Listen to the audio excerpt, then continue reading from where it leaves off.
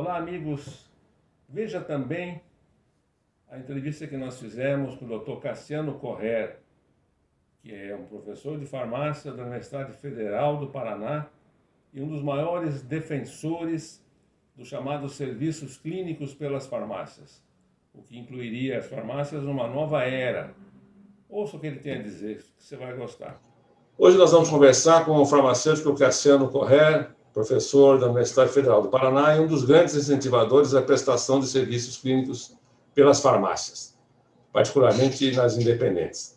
Aplicação de vacinas, anamnese dos pacientes, prescrição de determinados medicamentos, tudo isso pode valorizar o papel dos farmacêuticos e o prestígio de uma farmácia junto a seus clientes, incrementando com isso até o desempenho comercial da loja.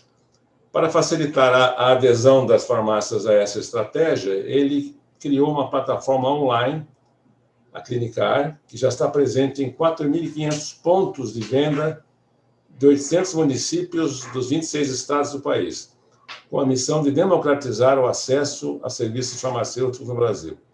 E agora ele está lançando um projeto gratuito para viabilizar, no sentido de que as farmácias comunitárias e independentes também ofereçam essas soluções a seus clientes, melhorando a atenção primária de saúde no país.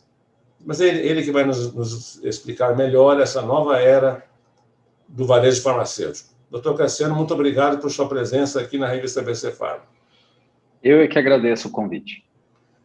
Cassiano, eu começo perguntando o seguinte: na pandemia, as farmácias brasileiras reafirmaram o seu caráter, que a gente chama de porta de entrada do sistema de saúde no Brasil, né?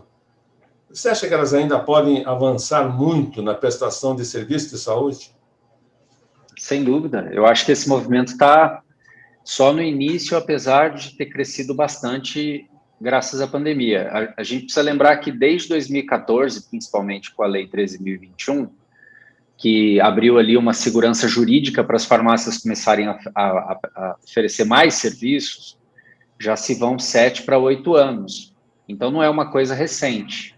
Mas, na pandemia cresceu muito, mas quando você olha os números, né, de quantos brasileiros são atendidos, vou pegar um número divulgado aqui, por exemplo, de 2020 para 2021, pensando em clinicar, naqueles pacientes que a gente consegue enxergar os números, foram mais de 5 milhões de atendimentos do ano passado para cá.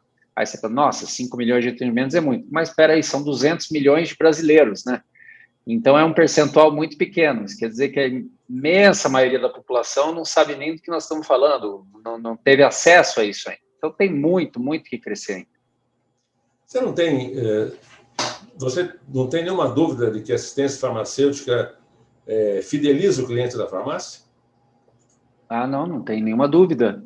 Quanto mais farmácias existem, quanto mais a concorrência por preço ela aumenta, maior a necessidade do estabelecimento criar um diferencial que seja diferente, né? Que não seja apenas preço e promoção, né? Ponto, preço, promoção.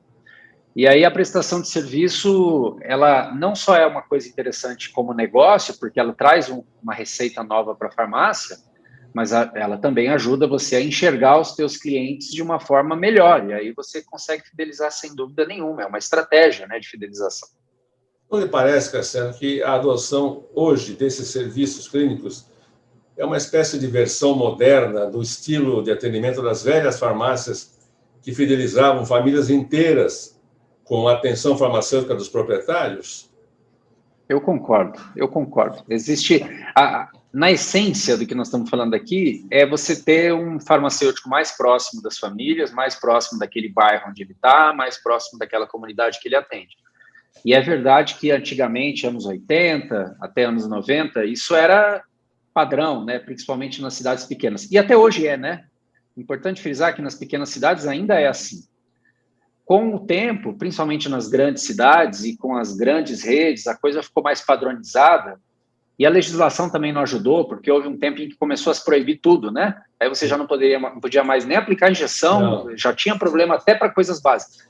Então, meio que desapareceu esse atendimento próximo.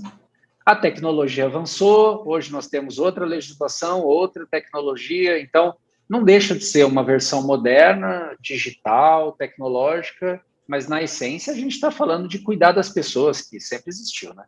Eu presumo, Cassiano, que a presença do farmacêutico, a atuação dele é fundamental nesse processo, né, de serviços clínicos, até porque alguns deles só podem ser prestados por ele, ou com orientação dele, né? Você acha que você que é professor de faculdade, as nossas faculdades preparam o farmacêutico para essa finalidade também? Eu acho que, em comparação ao que era 20 anos atrás, melhorou muito, muito, muito, né? Mudou mesmo o currículo das faculdades, mas está longe de ser aquilo que a gente idealiza. Existe... A quantidade de faculdades de farmácia no Brasil é muito grande, passa de 700. A última vez que eu vi o número, tinha 700 faculdades. Então, você vê... imagina a diversidade que existe, né? Você deve ter faculdades aí que são classe A, né? Com um ensino fantástico, mas você também tem espaço para faculdades que, infelizmente, formam muito mal, e então estamos longe. Agora, se a gente for fazer uma comparação com o curso de farmácia que eu fiz, lá nos anos 90, quando eu estudei farmácia, era um curso todo voltado para bancada de laboratório, voltado para trabalhar na indústria, e olhe lá, ou para, no máximo, para uma farmácia de manipulação. Não tinha uma visão clínica de como atender o paciente, conversar com o médico, como ser mais presente. E a gente era jogado no balcão da farmácia sem nenhum preparo. Eu acho que melhoramos, né, em comparação a isso. Sem dúvida. Mas está longe ainda de ser ideal. Cassiano, evidentemente existem limites e há diferenças enormes entre farmácias. Temos 80 mil farmácias de todos os portes, né? A grosso modo, independentemente do porte da farmácia, qualquer farmácia pode oferecer algum tipo de assistência farmacêutica e serviços clínicos a seus clientes? Olha, tem uma limitação de estrutura física normal, porque tem determinados serviços que você não pode fazer em pé no balcão, e você também não pode fazer sem dar alguma privacidade, né? Então, esse vai ser sempre o limite. Se você tiver espaço na loja, na farmácia, para colocar uma sala de atendimento, nem que seja uma sala pequena de 4 metros quadrados, por exemplo, se você tiver esse espaço, você já pode fazer praticamente tudo, sabe? Então, não vamos dizer assim, são 80 mil farmácias, nunca vai ser 100% delas que vai ter essa estrutura. Tem estudos de mercado que a gente já viu aí, que mostram que em torno de 40%, quase 50% delas têm algum tipo de sala de atendimento, nem que seja uma sala de aplicação de injetáveis. Então, uma certa capacidade instalada a gente tem no Brasil. Agora, um ponto nevrálgico dessa questão toda. Quem é que deve tomar a iniciativa desta assistência atrás do balcão? É o farmacêutico que percebe, detecta naquele paciente alguma necessidade precisa, ou o cliente que deve tomar a iniciativa de procurar um serviço mais íntimo, mais pessoal? Eu acho que as duas coisas. É uma questão de oferta e demanda, né? Vamos pegar alguns exemplos. Serviços como vacinação, por exemplo, ou o serviço de vacinação é um bom exemplo. As pessoas podem ver que a tua farmácia aplica vacina e elas podem se interessar, naturalmente. Tem aí uma certa demanda espontânea. Ah, vocês aplicam vacina aqui? Que vacinas vocês aplicam? Quer dizer, as próprias pessoas, as mães de família, os pais podem estar procurando vacinas para os seus filhos, descobrir que a farmácia aplica já gera uma demanda. Mas existe muita demanda no balcão da farmácia que passa desapercebido. Então, se a equipe de vendas, né, se o balconista minimamente sabe quais são os serviços da farmácia, aquilo é uma coisa divulgada, é uma coisa que faz parte daquela empresa, é parte daquela estratégia de negócio, é natural que ele possa indicar esse serviço quando ele perceber que um cliente tem perfil, sabe?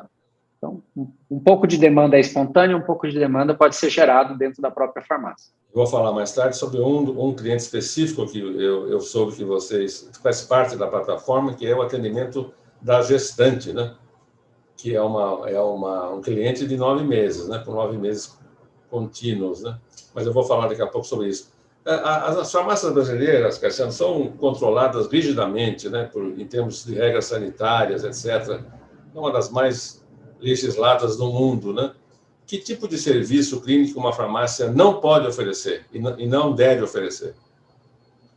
Ótima pergunta.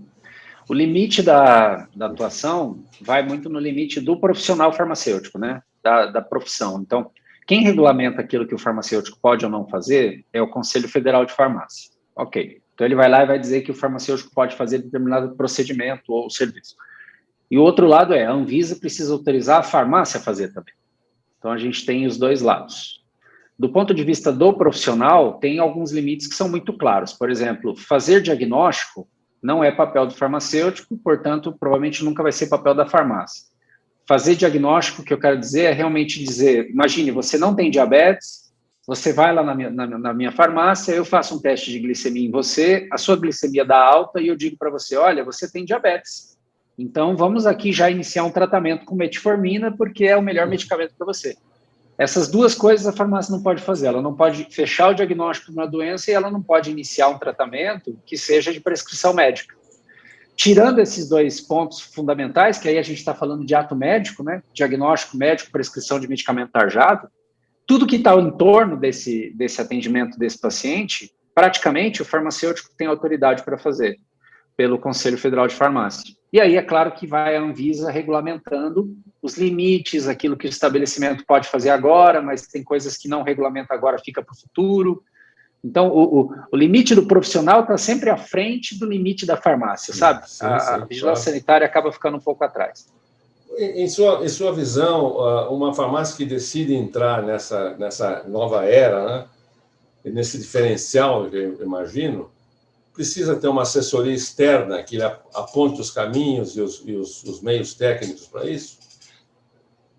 Quando a farmácia está... O que a gente observa aqui na Clinicar, no dia a dia com as farmácias, quando a farmácia está na fase de estruturação, então ela está montando sala, ela está tirando licença sanitária, está regularizando a AFNA, Anvisa, ela está corrigindo o CNAE do CNPJ. Essa parte burocrática de montagem, tem farmácias que o proprietário e o farmacêutico fazem sozinhos, dão conta, né?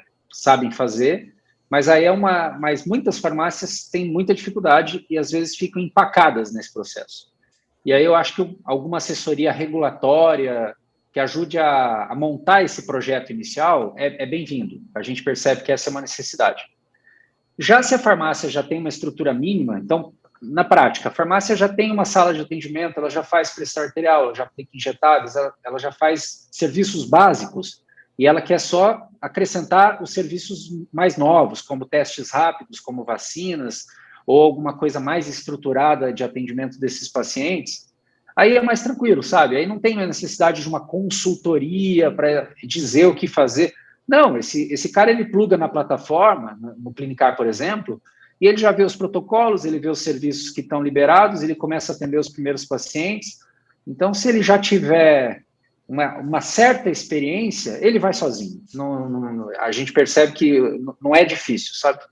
A Clinicar, Cassiano, presumo eu, faz um inventário, quando a plataforma é contratada, das características e do potencial de cada farmácia que adere a esse programa, para fazer um diagnóstico ideal do tipo de serviço que ela pode oferecer.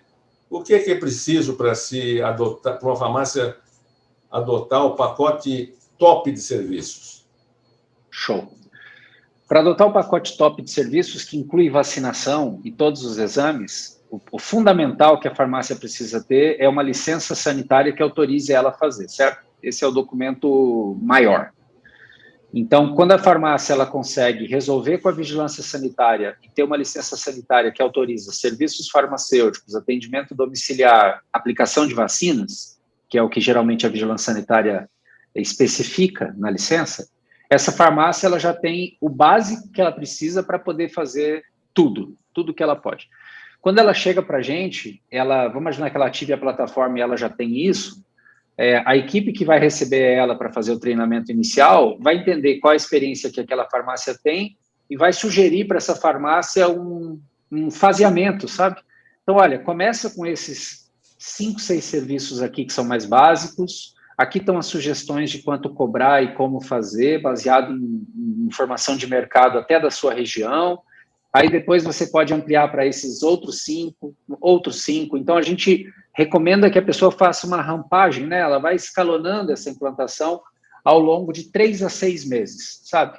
Sim. E aí tem de tudo, né? E aí tem farmácias que conseguem fazer isso assim super rápido, tem farmácias que percorrem um ano inteiro até conseguir ter uma maturidade e chegar no ponto máximo. Você acha que o êxito da aplicação desse serviço, da oferta de serviço, depende muito do talento pessoal e da dedicação de seus colegas farmacêuticos?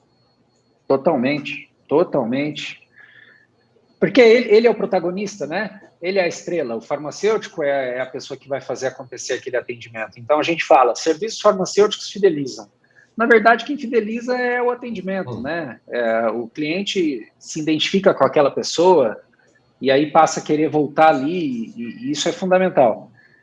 O farmacêutico, se ele tiver... Ele tem que ter, em primeiro lugar, assim, vontade de fazer, sabe?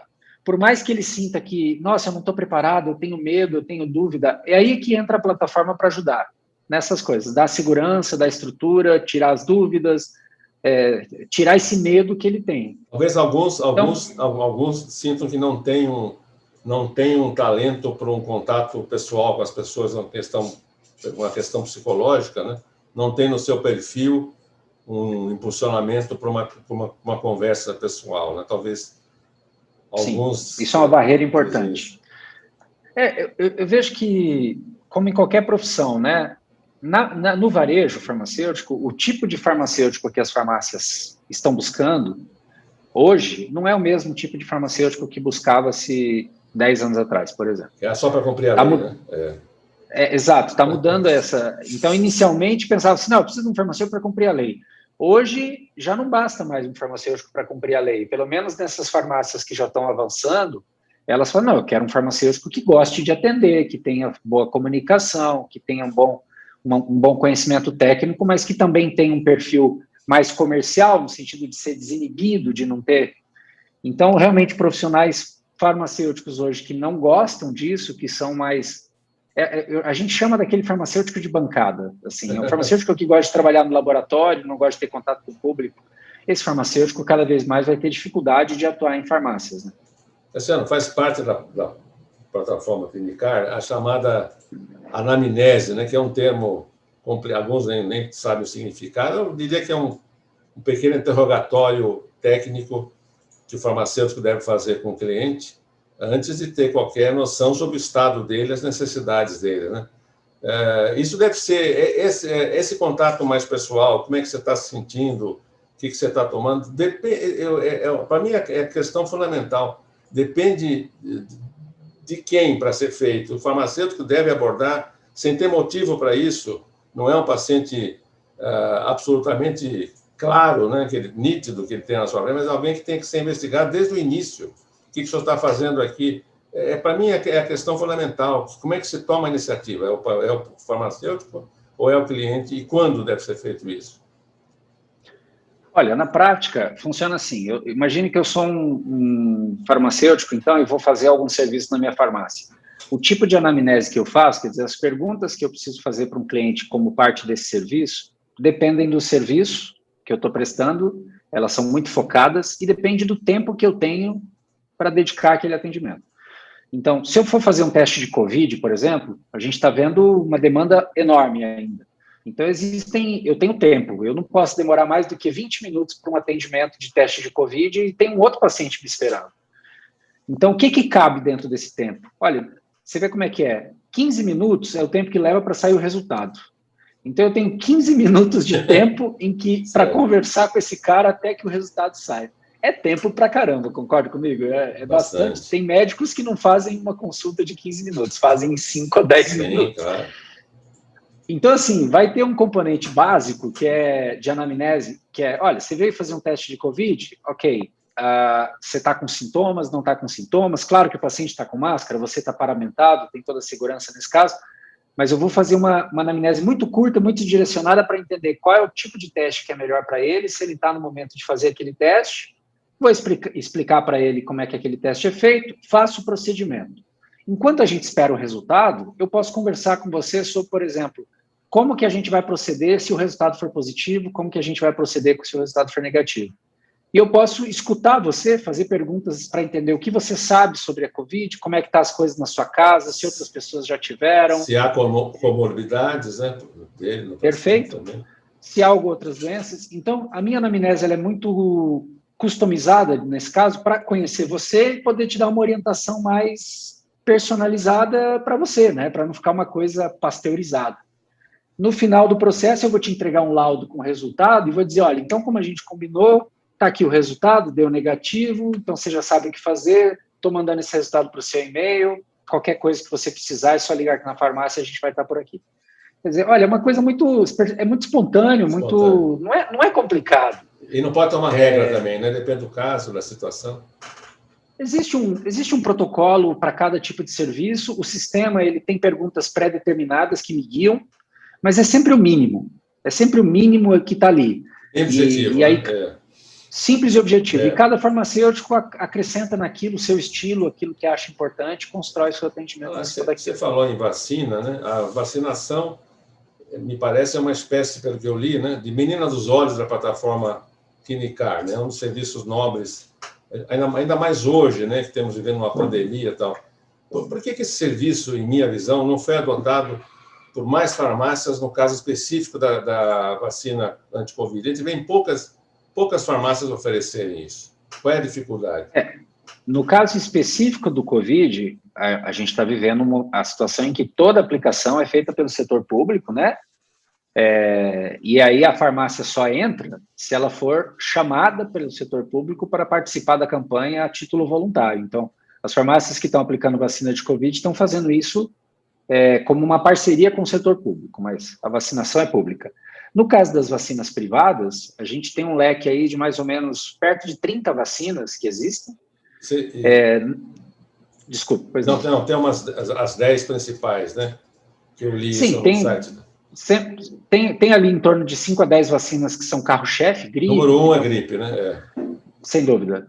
Que é uma vacina sazonal, né? Ela é aplicada anual, 3 meses por ano e 3 meses por ano e acabou, né? Sim.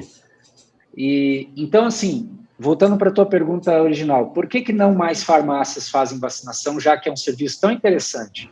E a resposta é simples, viu? Burocracia.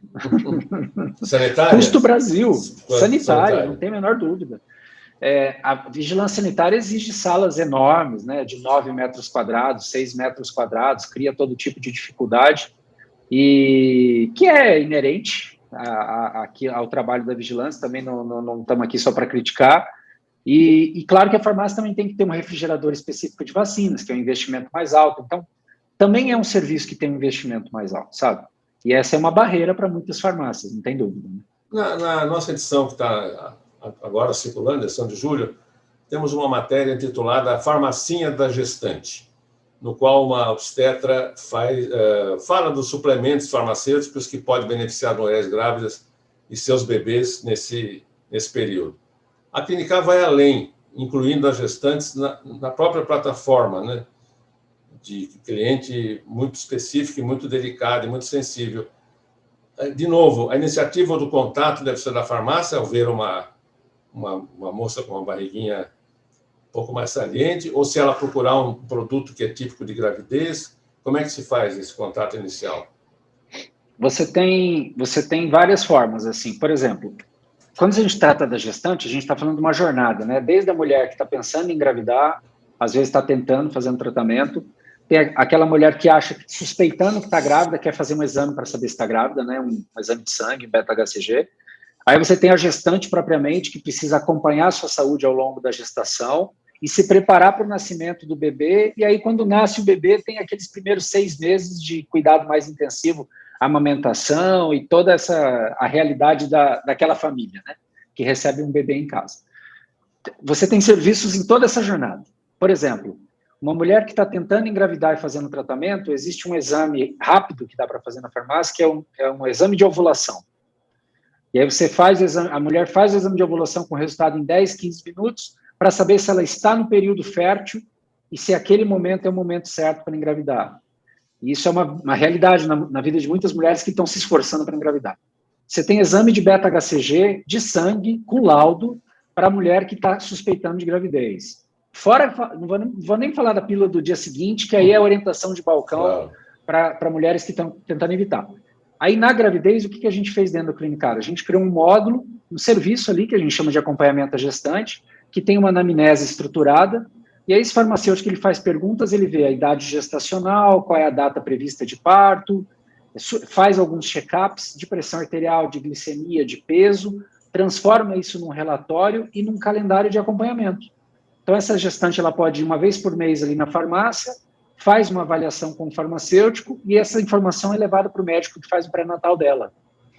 E nesse acompanhamento, o farmacêutico acaba se envolvendo, por exemplo, se a mulher durante a gestação tem, por exemplo, tem dor de cabeça, tem náusea, tem refluxo, tem inchaços nas pernas, uma série de problemas naturais da gravidez que fazem ela precisar de medicamentos, aí você está ali para poder orientar os medicamentos certos a usar, e lá no final da gravidez, você ajuda ela a preparar um kit do parto, né?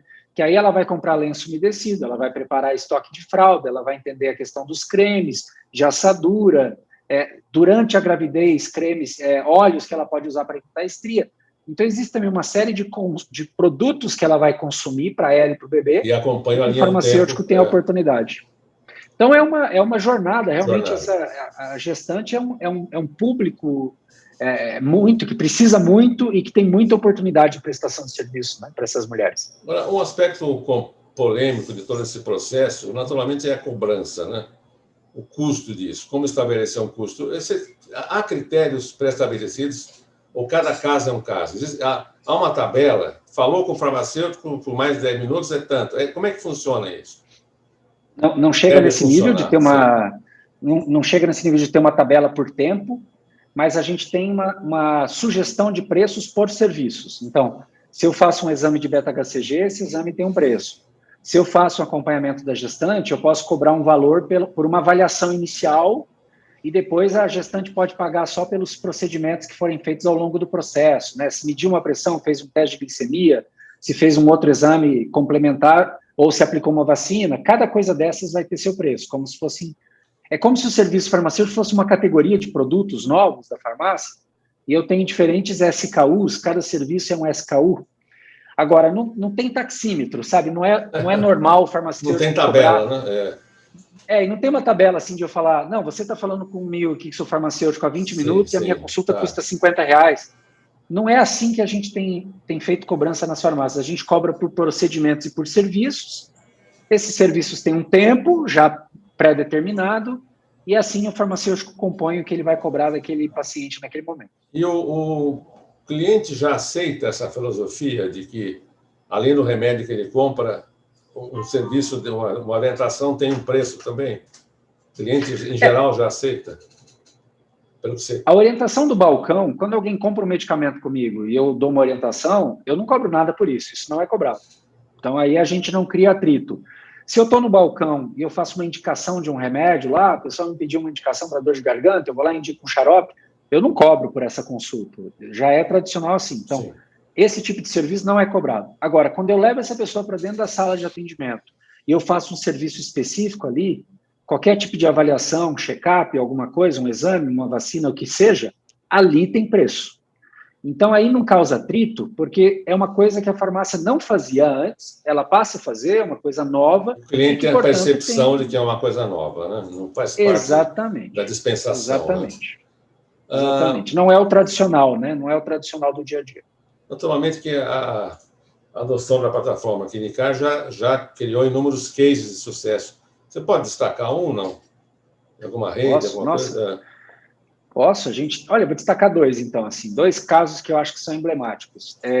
Um é de uma farmácia independente, que é uma farmácia, inclusive, de manipulação, de Campo Grande. É um dos primeiros clientes que a Clinicar teve, então é um cliente super maduro, mas é uma farmácia que chegou, assim, acho que não tem problemas até em divulgar, mas ela chegou a faturar, agora, na época do Covid, perto de R$1 milhão no mês. Nossa, com serviço farmacêutico. Sempre uma fase de grande porte, né? Assim, claro que é um case, né? Mas a gente tem farmácias independentes, para falar de questão de faturamento, tem cliente aqui que a gente começou a usar a plataforma e no segundo mês já estava faturando mais do que R$50 mil de faturamento novo. Claro que são pontos que se destacam, fora da curva, vamos dizer assim, mas mostra o potencial.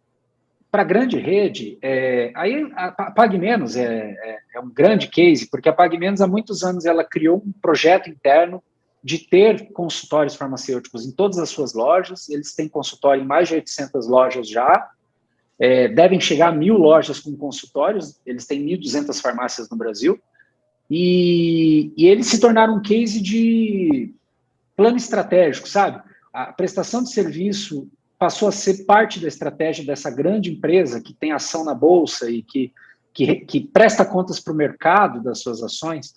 E isso é muito bem visto pelo mercado, porque mostra que ela tem uma estratégia inovadora, que prestação de serviço, quer ser ponto de atenção à saúde, quer se aproximar de planos de saúde, quer ir além do tradicional do varejo que a gente está acostumado. E isso tem sido muito bom para ela enquanto posicionamento de mercado. Então, acho que é um caso também a se observar. Eu entrevistei o Deusmar no tempo em que a Pagamentos tinha 600 e poucas lojas, e ele citou essa intenção de chegar a 1.000. E todo mundo achou que era uma coisa absurda, né? Que era um sonho não compatível com a realidade, né? E já está com muito mais de 1.000, né? Já tem meta de 2.000, já acho. A Pagamentos adquiriu a Extra Farma, que é uma outra rede, né? Sim. E somando a Extra Farma com a Pagmenos, quando eles fizerem essa fusão, eles vão passar a ser a segunda maior rede em número de lojas do Brasil, né? Só atrás da Raia Drogasil. Cassiano, nós estamos já terminando nossa conversa. Eu queria que você falasse um pouquinho do Plano Free, né? Que é uma vertente do Clinicar, que oferece gratuitamente a pequenas farmácias de comunidade, né? Farmácias independentes também, um modo de aderir à plataforma sem custo. Como é que é isso? A gente realmente quer... O nosso objetivo é que todas as farmácias do Brasil possam prestar um serviço farmacêutico de qualidade. Isso não é da boca para fora, não. Porque a gente entende que... Sabe aquela farmácia que já faz a pressão arterial, já aplica injeção, já faz teste de glicemia, já faz perfuração de lóbulo e talvez até já faça teste de Covid. A gente entende que pequenas farmácias que já estão fazendo isso em pequeno volume ainda não têm, às vezes, a visão e até a capacidade de investimento de investir em tecnologia para poder fazer um atendimento diferenciado. E aí a gente falou, não, a gente pode ajudar nisso e isso é importante para nós enquanto filosofia da empresa, o nosso propósito. Então, a gente criou uma versão do Clinicar gratuita e não é uma versão de teste, é uma versão gratuita para sempre. A pessoa vai usar gratuitamente para sempre. Claro que é uma versão que ela não tem todos os serviços, não tem vacinas, não tem todos os exames, mas é uma versão, por exemplo, em que ele pode fazer teste de Covid, ele consegue fazer exame de colesterol, aplicação de injetáveis, pressão arterial, uma série de pequenos serviços que já vão gerar faturamento para ele. E a gente quer que ele use o Clinicar gratuitamente, adquira faturamento, para ele ver que aquilo é bom para ele, cresça, e aí, a partir daí, à medida em que ele quiser evoluir os serviços, a gente oferece outras versões do software mais completas que tem custo, e aí ele já vai ter adquirido o faturamento e vai ver que vale a pena investir, sabe? Então, realmente, é um pontapé inicial para qualquer farmácia, independente do local do Brasil, independente do porte. Se você tem uma sala de serviço farmacêutico, farmácia, né? Você já faz algum serviço, você pode ter o Clinicar no computador aí da tua loja, conectado na internet, de graça, e entregar para o teu paciente o mesmo tipo de declaração de serviço farmacêutico, de orientação escrita, bonita ali, né, tecnológica, que uma grande rede faz. Então, realmente, isso está acessível para qualquer farmácia hoje. Tudo bem, para terminar nosso ótimo papo, Cassiano, em sua opinião, qual é o futuro das farmácias no Brasil, sobretudo das pequenas? Olha, observando até outros países que estão até um pouco à frente da gente nessa movimentação de mercado, eu não tenho dúvida nenhuma de que o futuro da pequena farmácia, além de depender, obviamente, sempre, né, de uma boa gestão, sempre, mas o futuro dela no mercado depende dela encontrar o diferencial dela. Ela precisa se diferenciar, porque se ela entrar para jogar o mesmo jogo que a grande rede joga, ela perde. Ela não vai conseguir jogar o mesmo jogo, ela tem que jogar um jogo diferente. E talvez o maior trunfo que a pequena farmácia tem, que é muito difícil a grande rede ter, é a proximidade que ela tem com as pessoas que estão próximas dela. Então, se ela tiver uma gestão básica bem organizada, se ela se associar, por exemplo, a algum grupo de associativistas, né, que ajuda ela nessa gestão e ao mesmo tempo ela não perde a identidade dela de pequena farmácia. E se ela se apoiar na prestação de serviço para criar um diferencial, manter a proximidade e prestar um serviço de qualidade, isso vai garantir mais longevidade e prosperidade para esse negócio. As margens de lucro dos medicamentos são cada vez menores. Cada vez mais você é oprimido por custos maiores e descontos maiores, a margem vai só desaparecendo. E além disso, as mudanças tributárias não tendem a ajudar muitas vezes. Agora, por exemplo, tem um projeto para tributar o lucro das empresas. Talvez as pequenas escapem, mas, quer dizer, você vai tendo margens e margens cada vez menores. Se eu prestar serviço e eu transformar o serviço numa segunda fonte de renda da minha farmácia, isso ajuda na minha rentabilidade também. Então, ajuda na minha capacidade de fluxo de caixa, ajuda na minha capacidade de honrar com os meus compromissos, com os meus parceiros, e aumenta a margem de lucro da farmácia no fim do dia. Então, eu acredito que esse futuro das pequenas passa pela diferenciação e prestação de serviços, é isso que a gente tem visto também em outros países. Dr. Cassiano, muito obrigado por sua disponibilidade. Foi um privilégio tê-lo conosco, um dos mais capacitados farmacêuticos e professores desse país. Muito obrigado.